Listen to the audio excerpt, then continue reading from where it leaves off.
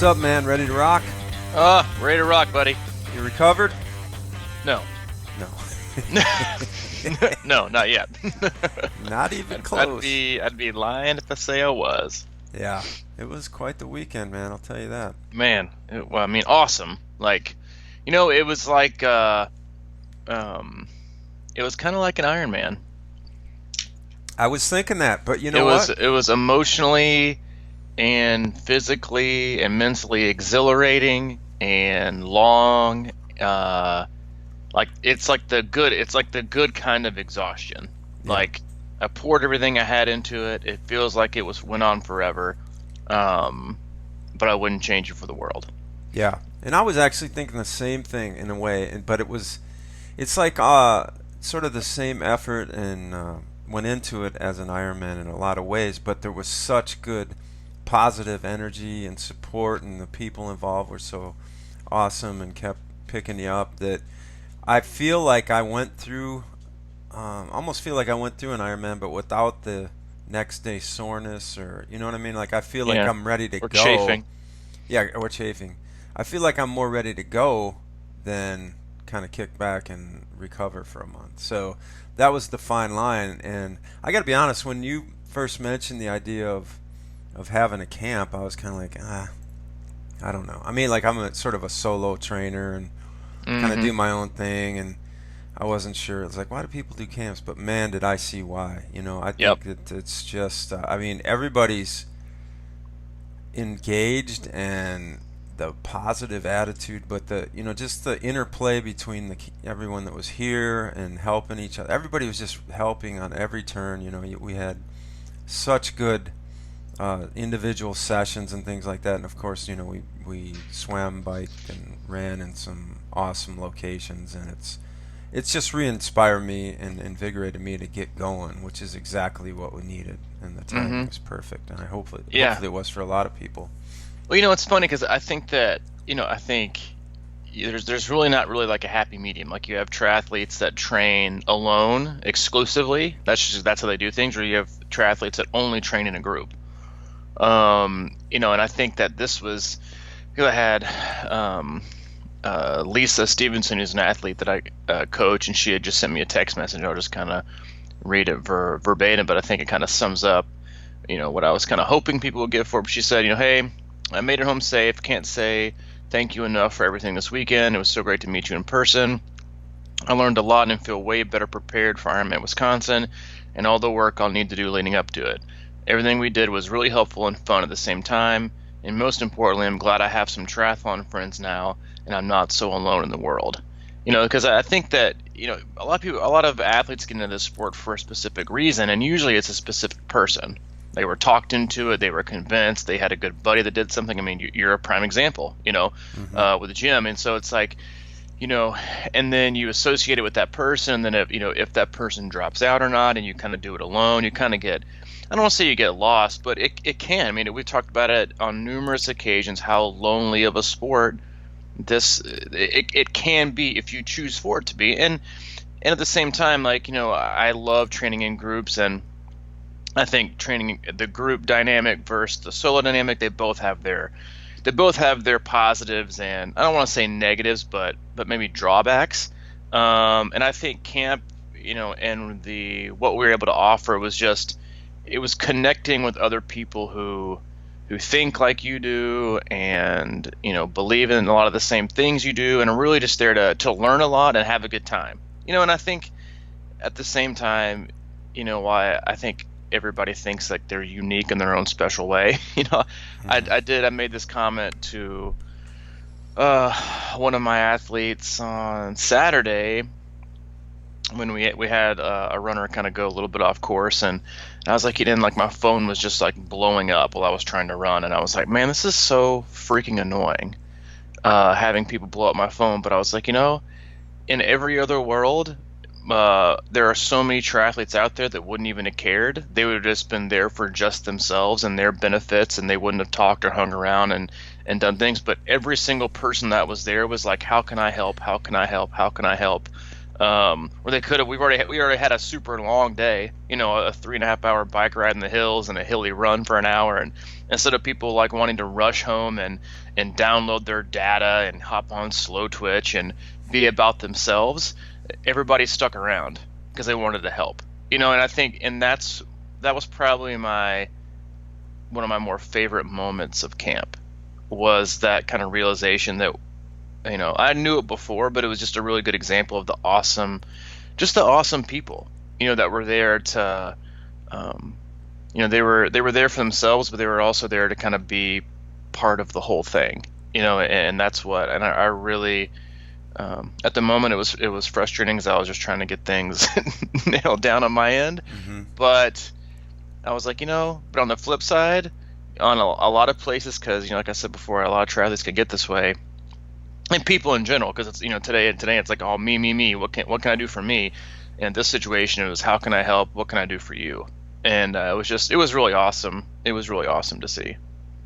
Yeah, in a smaller sense for me, it was kind of like that because I do get individualized a lot of times, and of course this podcast has brought me back into the middle of of it, and it's really restored a lot of, I don't know, faith in the people involved in this sport. And I think since we set out to do this in the beginning, we've wanted to, promote that kind of vibe and that message about, let's just have a more fun and support each other in this world. And it was a microcosm here all weekend, and I found myself really enjoying, the hosting process. I had a couple guys stay here at the house, and I was actually thinking, halfway through, despite the fact that I was all of a sudden getting up at 4:45 a.m. when I'm a typical 9 a.m. riser, by 3 days I was into it. I was really enjoying it, and also I started thinking, man, I think I'm gonna reconvert the basement and make it more of a place where I can host maybe a couple more athletes or a few more athletes next time we do this. And it's just really nice having positive vibes around my house even, and then as we drove out, and just the idea of people all wanting to go a little bit further and go on their own. It wasn't like, you can go out sometimes with your group and everybody, it's not everybody's always willing to be involved or go, just to kind of push themselves or whatever. When we saw that, we kind of left a few things open-ended, and a lot of the people just sort of like went the extra mile, and it was just I don't know, there was something really cool about the fact that people wanted to do this and they were inspired to do something to make themselves better, continually almost through the weekend. Yeah, it was an incredible experience, and just another, thing that I'm just really thankful and grateful for that this, podcast and coaching has brought. And it was, it was awesome, and I know a lot of camps keep like a real strict itinerary, but I think that, this is, and somebody else brought this up. Danny actually said, I said, what was your favorite, one of your favorite parts of camp? And he said, well, one of them was just training somewhere that's not familiar. Because I think we all get kind of stuck in a rut when it's the same thing all the time, and what's around the next corner, what's around the next bend. And so, going to Anderson Road Beach, where you've never, probably done open water in an atmosphere like that, and in a background, in a setting like that, it's just gorgeous every morning. And then to go, go to the lab and have your run analysis, and then run session, and then bike, and then go to Natchez Trace, which is just like the greatest place in the world, to cycle. It's like so many new things that you were just engaged the whole time, or the same point. Like, we did things at the group, but you did everything at your own speed and at your own desire, because a lot of people needed a getaway, and they needed to get away from things they were stuck in life and circumstances, and just kind of get out of their own head. And while I love the group atmosphere and allowing people to connect and congregate, it was really nice to see people kind of, take it on their own to do things just totally solo because they knew they needed it, and to not feel like we had to rein people in. But yeah, all in all, I'm always self-critical and always trying to figure out ways we can do better. But I know everybody had a great time, and I think it was a really we've had just incredible feedback so far. So I'm really pleased with that, and looking forward to the next one here in a few weeks, and then super pumped to release the dates for next year. Yeah, which I need to make that graphic. You know, I figure you'll get to it here shortly. Yeah, I actually had some computer issues I got taken in. I'm using my laptop right now, and whatever. But yeah, as far as the camp goes, as far as like if you're out there training, you do a lot of stuff by yourself, man. I couldn't recommend it enough because it really just sort of put me back in a pocket, it's not like it's that there is sort of, for me, it's always been an overwhelming feeling to have like a group of people sort of always waiting on me every other day for training. It's like because I like to do things at my own pace, but Yeah. this sort of like forced let's do it kind of thing really. It took me back to some. I mean, even for me, it was unique, or not unique, but it was new to get back to trace and get to this open water swims and these places that are in my backyard that I've been kind of neglecting because I've just been sort of like, Hmm. shrinking into my own isolation tank of workouts, and it's like a little dose of group fever and inspiration from other people around you, and the sort of like the best attitudes come out, Yeah, exactly. and that's what you need every once in a while to kind of reaffirm your beliefs in certain things, especially with such a long season. And I can't recommend it enough. I mean, like I would, I'd like to have them every month. Oof. Yeah. I'd be exhausted, I think, but I Yeah, it's think probably not the best idea to do with the 100 days to Louisville training going on right now. but yeah, it's awesome, man. I'm looking forward to the next one and looking forward to doing them more and having more people come in and take part. So I'm excited. What'd you learn about yourself or your body or where you're at right now in your fitness over the weekend, and as far as training for an Ironman that is now about 90 days away? 90 days and counting. I actually feel good. Mm-hmm. I mean, this is my, I think, 10th day in a row of workouts. And I was really happy with my ride on Saturday morning. I don't want to say that I surprised myself, but I rode with people the whole time. I put in a lot. I put in some really hard efforts. That was my goal, and my goal was 2.5. I think I went 2:35. Got in 45 miles of hilly climbing, and feel like I could have easily gone 60. Um, and so I'm excited. I'm gonna try to head back out there on Friday, and get my long-ish ride in for the week. Um, and no, I feel good. I think, oddly enough, but ironically enough, I think my swim has the longest to go. Um, my stroke is there, my form is there, my endurance, however, is not. But hey, I can fix that a lot easier. So but no, I'm happy overall. I'm happy with how consistent I've been. Looking forward to my workouts today. Um, and I look at it as 90 days to go, and I feel like I've got forever. so I'm not in panic mode. I feel good. I feel confident. And just gonna keep it good. But no, I think physically I feel good. I'm just a little mentally exhausted from the weekend, but that's just from, I think, coaching all day and then doing some things of my own. But yeah, I feel pretty good. What about you?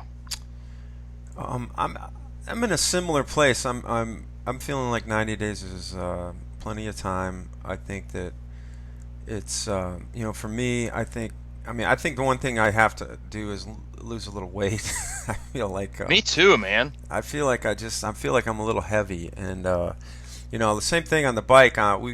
I felt like coming back. We did that first loop that was about 30 miles, and I felt like I could have done it again until I exploded out of. We came out of there, and I really put the hammer down for about a mile or something, Hmm. and it really hit me. So I feel like I have, cruising speed up to 60, 70, 80 miles, but super hard efforts now I have to just build fitness. I mean, that's just where I'm at. I feel pretty solid. And I'm confident in a slow gain, and just need to start putting in mileage. I mean, for me, that's the thing right now, and lose some weight. And um, I don't know. The swim felt good, feels good. My run just feels a little heavy. I don't know. It's just, I know it's there and it's not too far away, but it's kind of, it's a little bit frustrating. But I guess that's part of the process, you know. I just need to start paying more attention to my fueling windows. Hey, my window is 24/7. The pizza can only be eaten when? I forget. Although, yeah, seriously, I'm not a huge fan of that rule. One of our campers was, but I have a strict open door policy when it comes to pizza. Which, hey, maybe that's why I feel like I need to shed a few pounds for Louisville. So, my window will always stay open. I feel like I just need to be a little more careful about what I eat during that 24-hour. The size of the shovel. Yeah, the size of the shovel and what I choose to shove in that window. Yeah, because last night we had I was starving when we got home, and so I had a little snack, and then we went to my cousin's house for my nephew's birthdays, and we grilled out and had cake. So hey, let them eat cake. Yeah, let them eat cake and burgers and hot dogs and all the good fun stuff. So, but no, I'm 90 days in, and I've already been thinking about ways I can simplify my nutrition game and just choose to eat a little more clean and healthy. And I'm gonna cut out soda. I'm not a huge soda drinker unless it's during an Ironman. I drink a lot of Coke, but I'm gonna cut back on the soda and the meaningless stuff in between, and just let the work take care of the rest. Mm-hmm. Hey man, I got a question from somebody, Sean out there. Sean sent us a question, and he was curious, since we were talking about riding at the trace and how we thought how awesome that is and everything like that. But he had a question that I thought fit in here that I want to hear you talk about. And had a question regarding the pros and cons of using a trainer primarily versus outdoor riding. He says he finds himself doing about 50-50 right now. And when I'm on the trainer, I'm trying to vary my cadence and resistance. And when I'm on the road, I feel like I'm trying to just ride or get some saddle time. He's just trying to figure out what. He was kind of curious about our thoughts on that. And I think I sort of know your thoughts on that. But what are you going to be riding a lot of trainer stuff? I mean, what? I'll be doing trainer every day of the week except for my long ride, probably. Okay, so that's the controlled, targeted stuff. And I think that's kind of what he was getting at, is that. Yeah, it's targeted, and it's and for me, like, I'm not where I'm standing now. Like, I sure as hell am not leaving this house to go for a bike ride. A bike ride of any value. Where the biggest win that I would get would be just be coming home unscathed. Yeah. And so, if I'm gonna make the trip, out, I'm not gonna make the trip out to the trace for an hour and a half ride. It's just for return on investment, just isn't something that I can feasibly do. But as far as long ride, I'm gonna do that. But for now, it's my focus and quality will be here at the house on the trainer, nose down, headphones in, getting some really hard quality in. And save on the drive time, and then on Fridays, which will be my regularly scheduled long ride day, I'll be heading out to the trace after I drop off Hayden at daycare. Mm-hmm. But then it's a lot of time in the saddle out there. But then again, it's I'll also get some. It's you get quality on the trace whether you like it or not.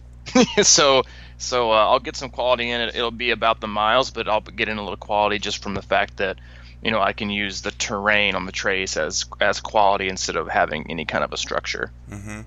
And when you go out to the trace, are you just you're just going to kind of ride for now? Is that the sort of deal, or you ride hard-ish? It depends on how my sessions go earlier in the week. If they go as planned and I hit my numbers and my intervals, I'll just go out and do if it's a 2-hour session or let's say a 3-hour session, I'll just go an hour and a half out, hour and a half back. Mm-hmm. Just easy.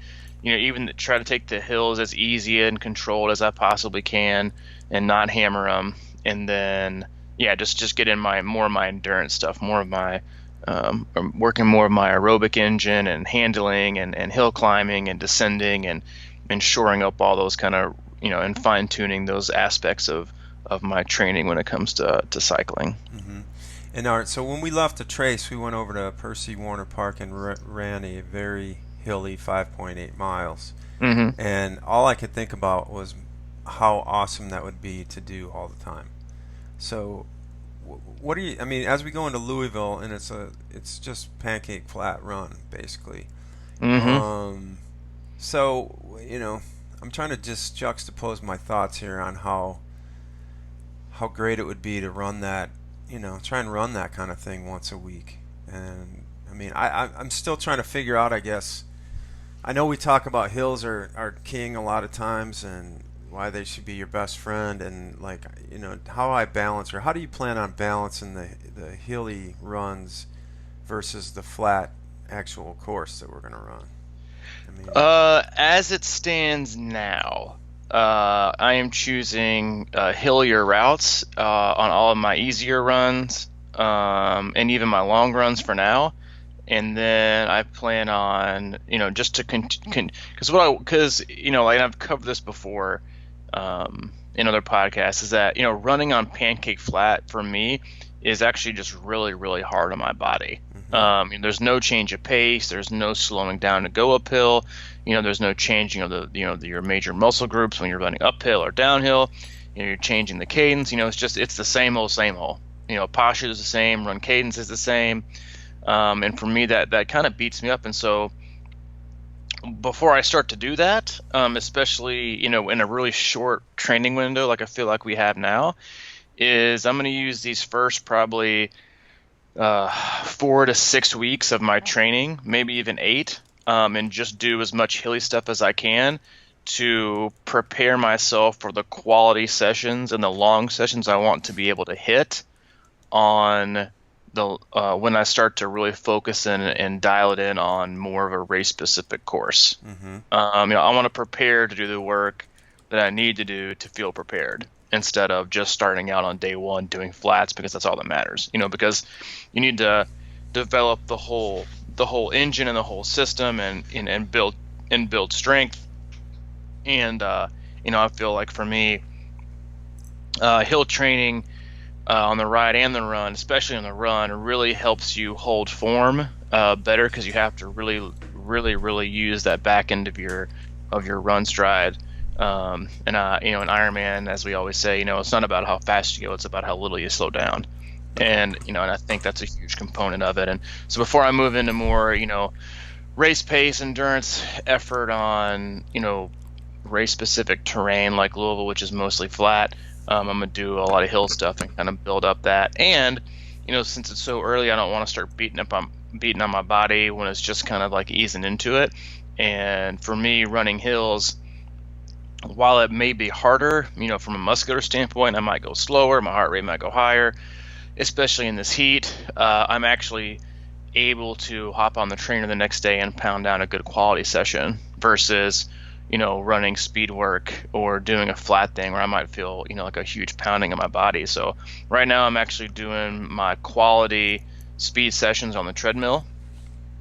That way I can manage that a little more effectively and continue to ride hard, and not feel shredded the next day. hmm And we've talked about my hamstring issues on the run ad Hmm. nauseum on here, but that I think is exactly what I was thinking when we rode the trace, which is a very hilly, and then we went and ran the hilly track out at Percy Warner. And what I noticed was, and I don't know, you said back end of your stride, but I don't know if this is what you meant exactly, but that's literally how I was taking it, and what I was feeling was that it was building strength in my glutes and hamstrings, Yep.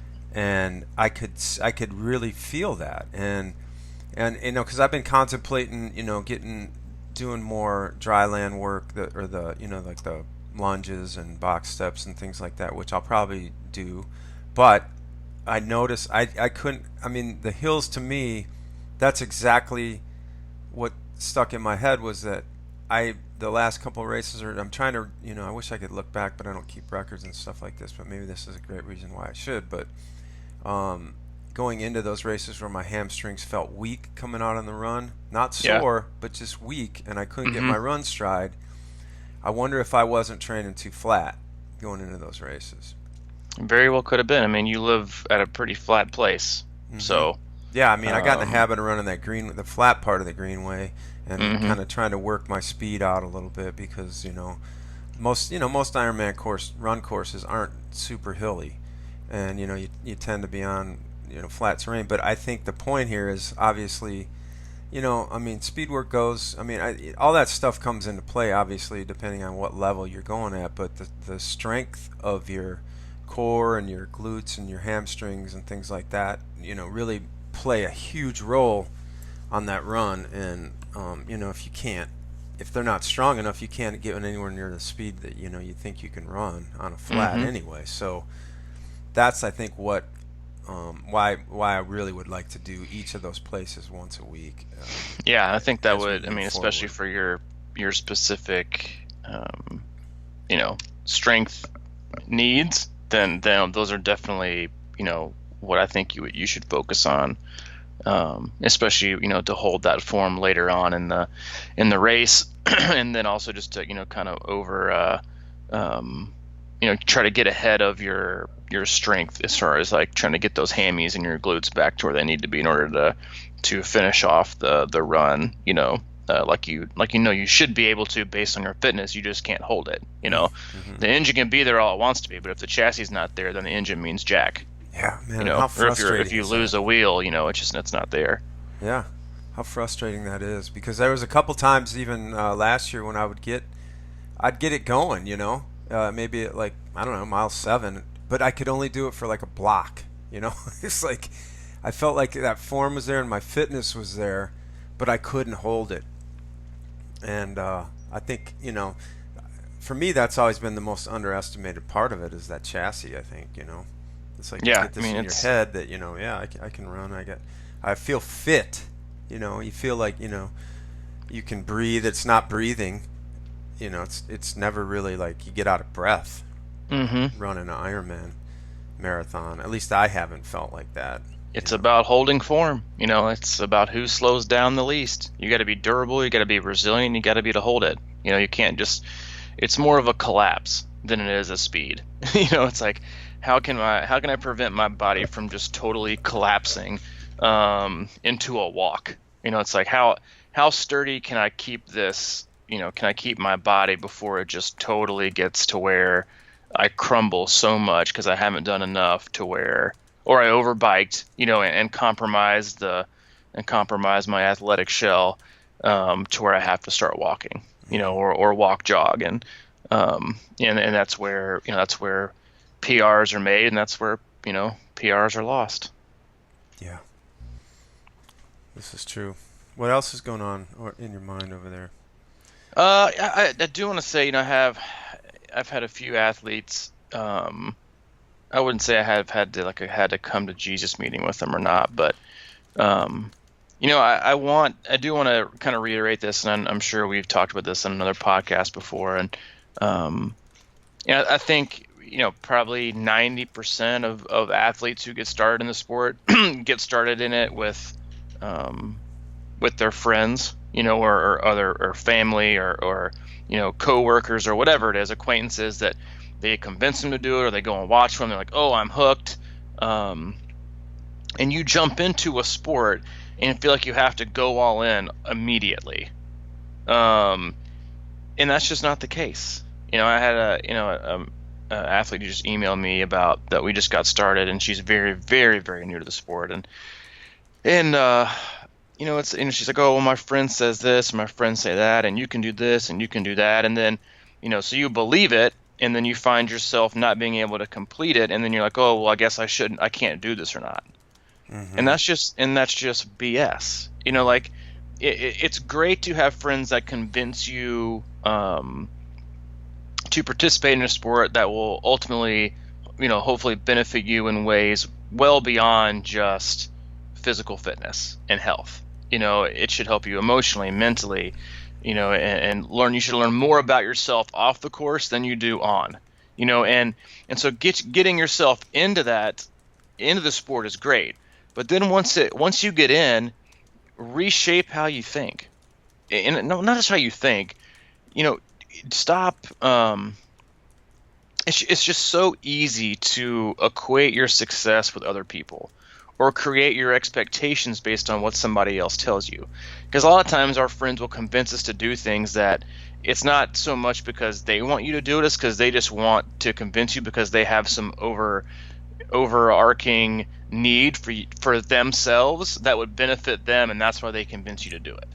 Like they want a training partner, they want somebody to do it with. So, while yeah, they're convincing you to do the sport, it's like, hey, but what's in it for them? And there's always something in it for them. And so this is, I haven't even had a conversation with the athlete yet. I just got it, and I was like, man, this is something that just really, stuck out to me. It was, it's like, listen to your friends, but even your greatest friends, their advice is just that. It's advice. Take it with a grain of salt, listen to your own self, and ultimately just be happy with putting the work in. That is, honestly, that is good enough. Putting the work in is good enough. There's a million ways to look at this sport. You can look at it from PRs and podiums or die, or you can look at it from the other end of the spectrum where I want to be healthy and happy.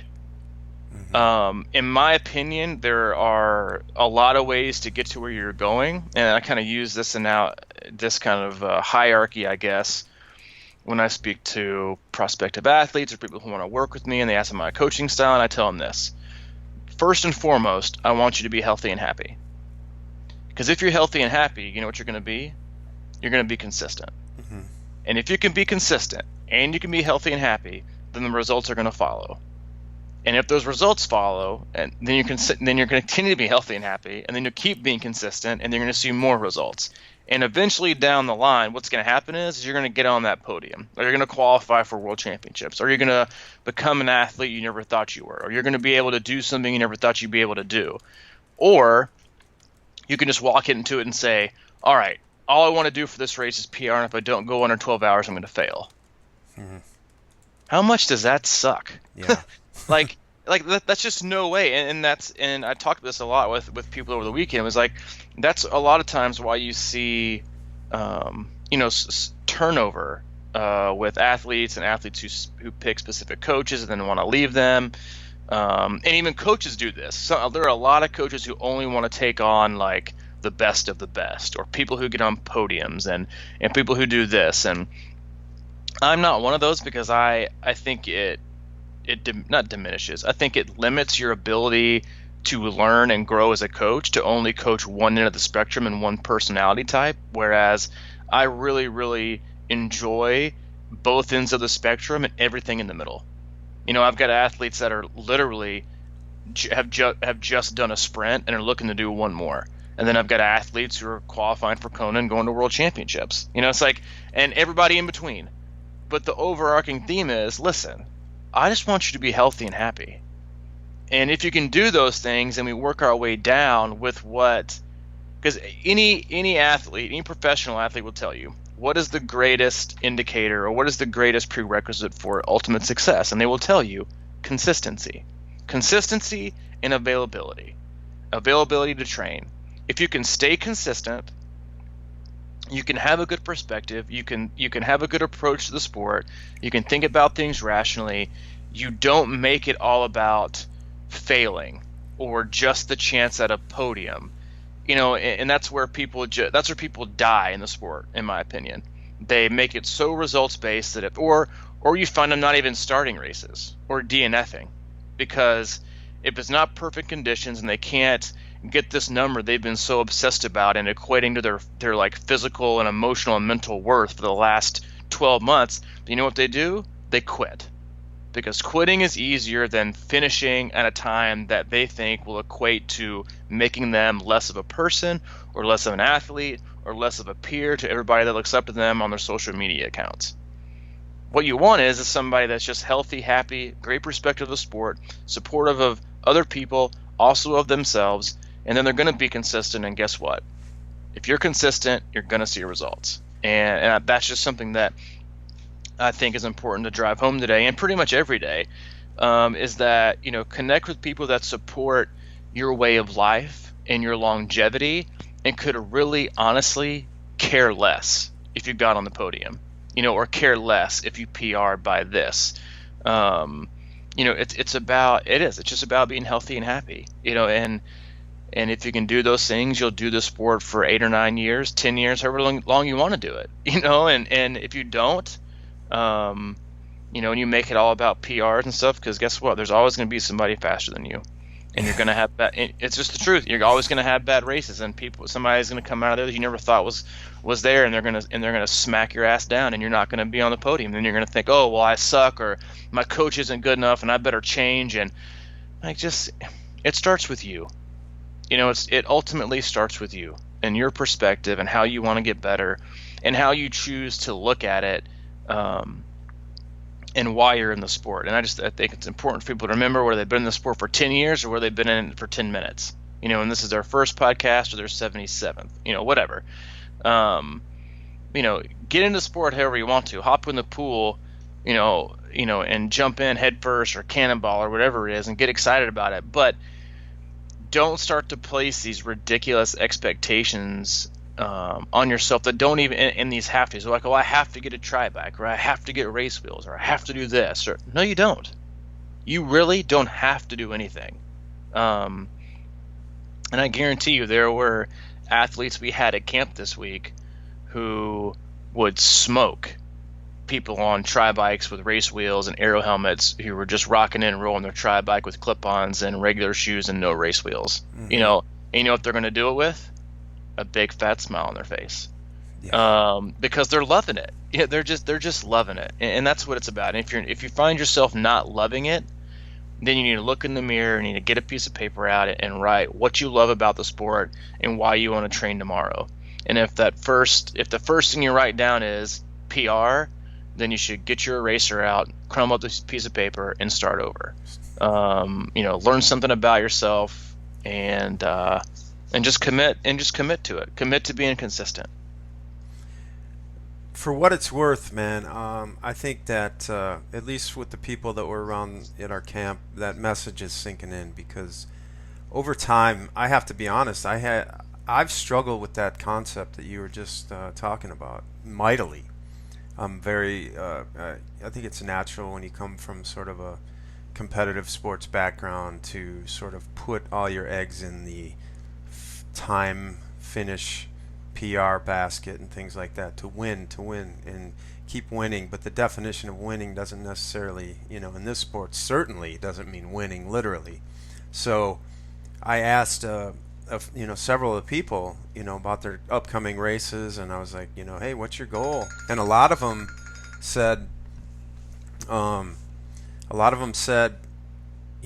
just kind of like going to stay with the plan, be consistent, and see what happens on race day. And I don't want to put any kind of like real time goals in place, because they're all talking about now, conditions vary, timing vary, all these things. There's so many variables that, to, like you're saying, put that one PR goal up there on a pedestal, and if that doesn't happen, then it all is for naught. But it's it can't be for naught, man. You're putting in like 7 months of training every day, and that's what happened to me this weekend in a major way. I think is that it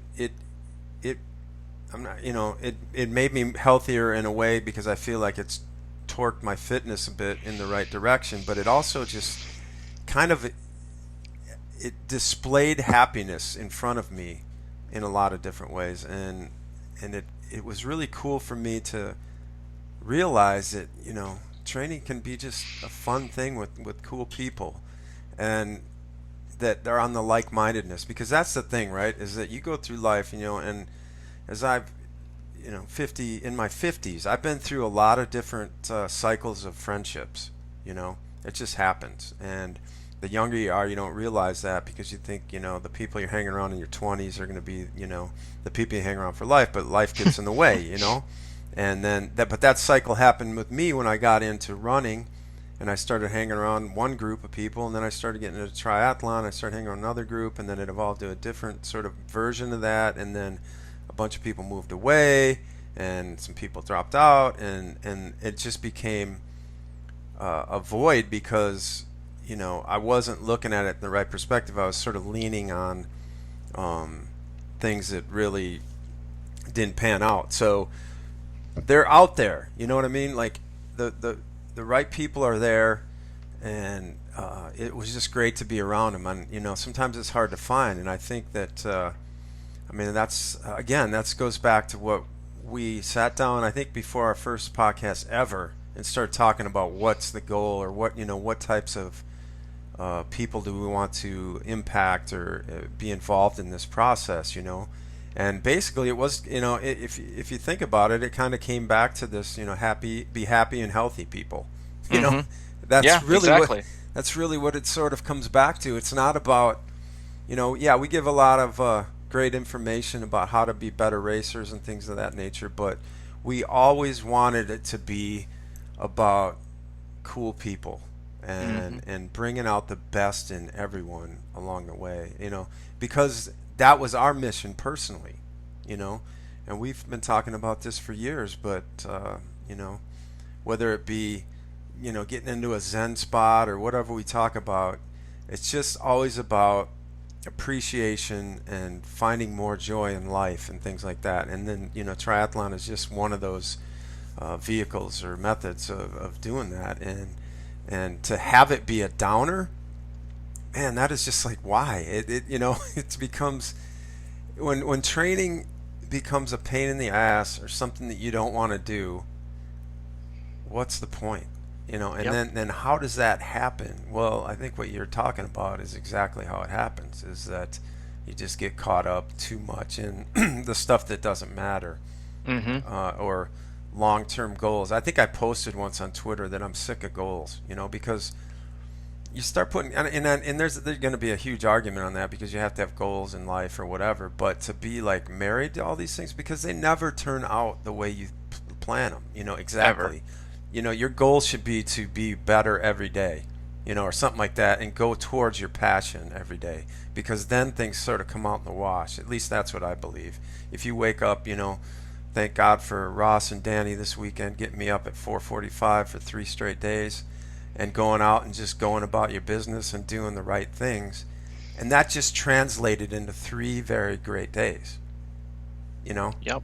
and that translates into a good 3 days training block, and that translates into this week being better and happier and more positive, and me looking forward to training more. It just builds. It doesn't like end at a goal, and that's what we've been doing with this podcast too. We haven't been like going crazy with these ideas of like, how do we get investors and build this thing up. We've been talking about it all along, the slow burn, and sometimes slow burns can be more enjoyable if you can just sit there in the moment. Well, you gotta be patient, and Hmm. that's what And the slow burn is the best way to approach training, because you're always going to be burning. Whether as you put all your gasoline on the fire and you get this one big, like, rush of flame and heat and energy, and I'm pumped up and I'm motivated, and then guess what? It's gone, because you threw it all in at once. And for me, like, I'll tell you this, and I think everybody else is like, what brought you the what did you made you feel the most success and motivation from this weekend? And it was the people. It had literally nothing to do with any of my times or my paces or my performance or my average this or my average that. It was just like, I just felt motivated and energized to be just being around all these awesome people who were just, what they were focused on? Just getting better. Hmm. It was not, how can I average this pace, or how can I average this pace? It was like they were all just concerned. And I wouldn't say concerned is the right word. I would say they were all just incredibly interested and motivated towards growth and learning. Because and to have people that are not just moldable, but so eager to absorb new knowledge because they know it's going to make them faster, but at the same time, all they literally care about is, I just want to get better. And to do that around other people, I mean, it's just made me even more motivated, you know. And if the more motivated and supported you feel, and if you just have that mindset of I just want to get better, I just want to be better today, or at least try to be better today than I was yesterday, then guess what?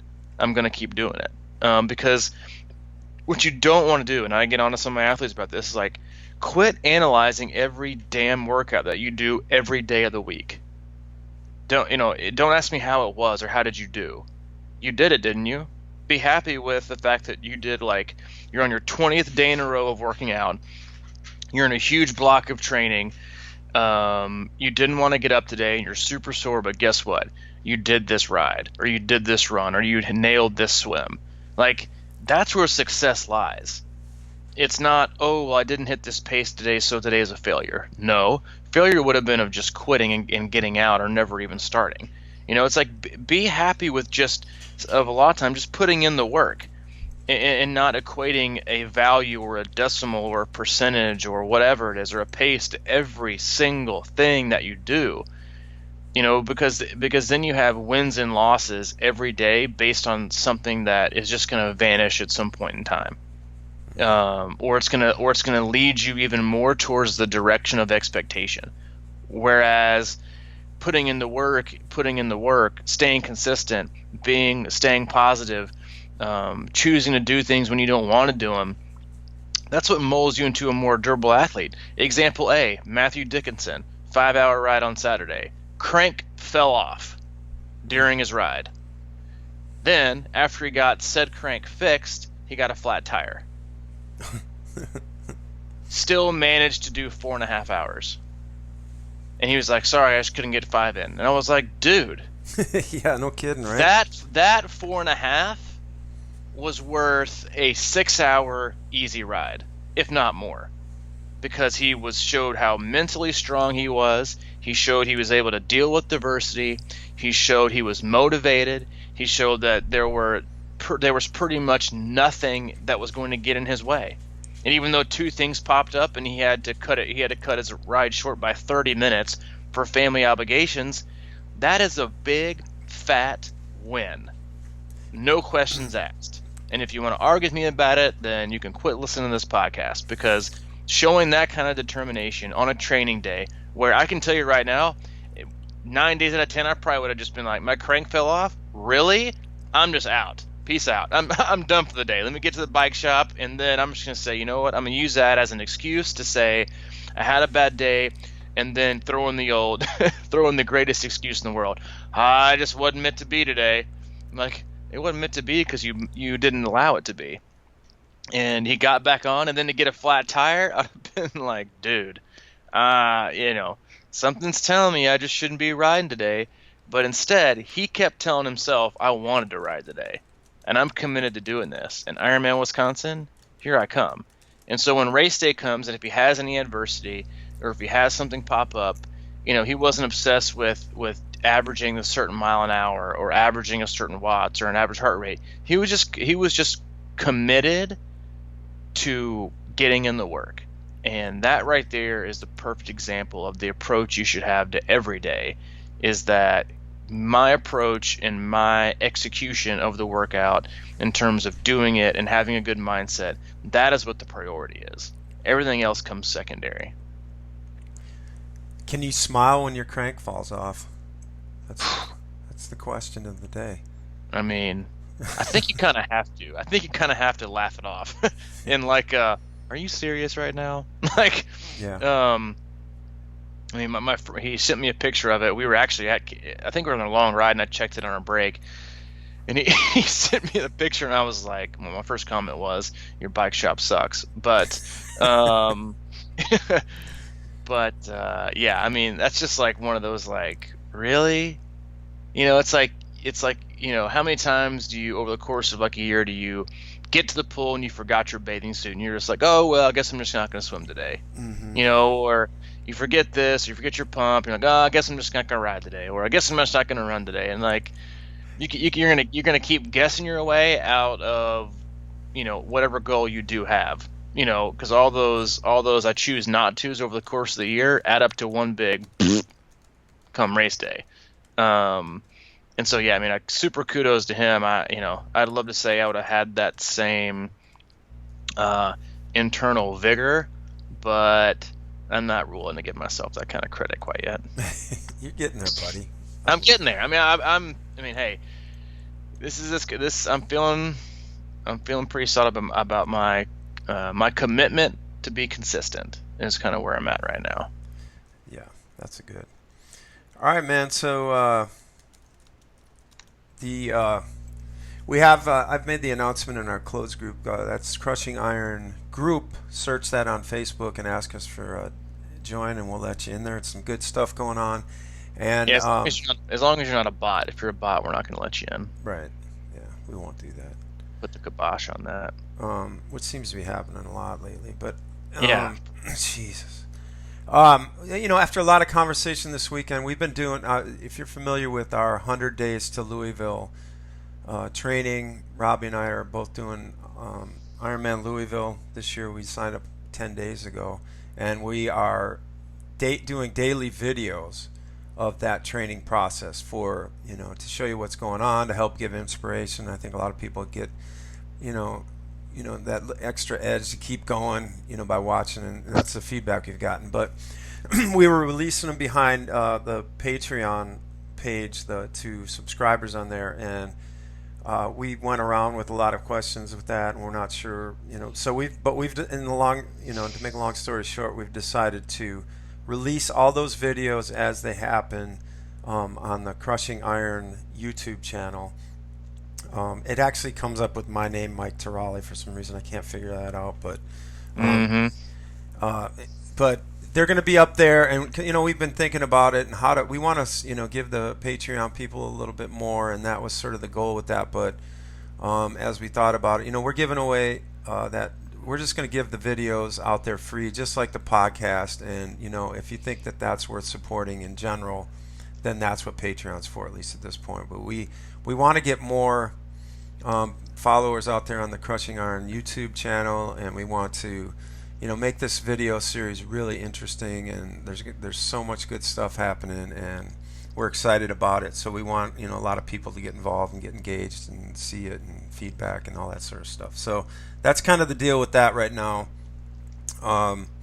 And I guess that you'll be seeing daily videos and maybe weekly videos and all kinds of different stuff. We're going to put a future camp promo coming up, and there's all kinds of video in the works. So Crushing Iron YouTube channel, please subscribe to it, because that helps us out a lot. And and any other announcements? We've got camp coming up. Yeah, camp coming up.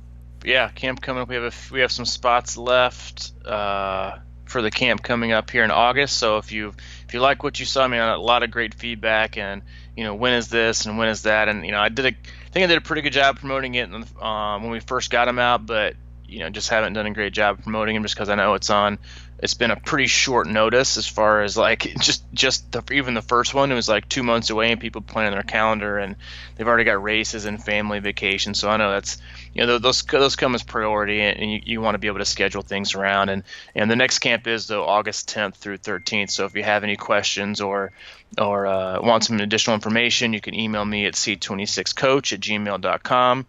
And then also, like you said, because of that, we are going to be releasing the 2018 camp dates today, Monday, July 17th. And then registration will open up here in a few days, or a week or two. Yeah. Oh, and if I know I've been mentioning this in the last few podcasts, but I do have to say that the response from the swim analysis Coach's Eye program has been honestly beyond all of my expectations. I mean, it's probably one of my favorite things to do in general. That is just my passion for swimming and fixing people's techniques, and just the testimonials we've gotten lately about the Coach's Eye program for the swim analysis. Because it's helpful because you hear somebody's voice, you see it, and then you see someone explain it. And you get that video to keep, so you can always look back for it on reference. And as it sits now, I mean, I've definitely gotten a lot busier with it, but it's still 48 to 72-hour window for a turnaround. And just a few of the last testimonials I've gotten real quick, from Angela Peterson in Columbia, Missouri. 4:18 was the fastest 200 yards that I had found before your coach's swim analysis. Tonight that got bumped off the charts to become a 3:34. That's just after her second swim. Another one is thanks to Robbie's coaching and the Coach's Eye program, I went from a 57 half Ironman swim to a 40-minute half Ironman swim. Jamie Lopez. And then I just got another one this morning from all the way in Wales. Wales. Yeah, Wales. So if you think somebody on deck is always better, I'll challenge you to that. And he said I've been to several camps and swim clubs here in Wales, and nobody has been able to tell me clearly what I was doing wrong, and more importantly, how to fix it. The 8 minutes of video you sent have been clearer than the last 6 months of swim training I've done. I'm looking forward to fixing everything now. And so it is probably my ultimate passion of passions, is fixing people's swims, and which is good because a lot of people have a problem with it. But if you want any additional information, you can either message me on Facebook if we're friends, or please feel free to email me at c26coach@gmail.com for additional information. I'll send you my Coach's Eye PDF, and then we can go from there. That sounds great, man. All right. Until next time. Until next time, let's get to work. Have a good one. You too, bud. Bye. See ya.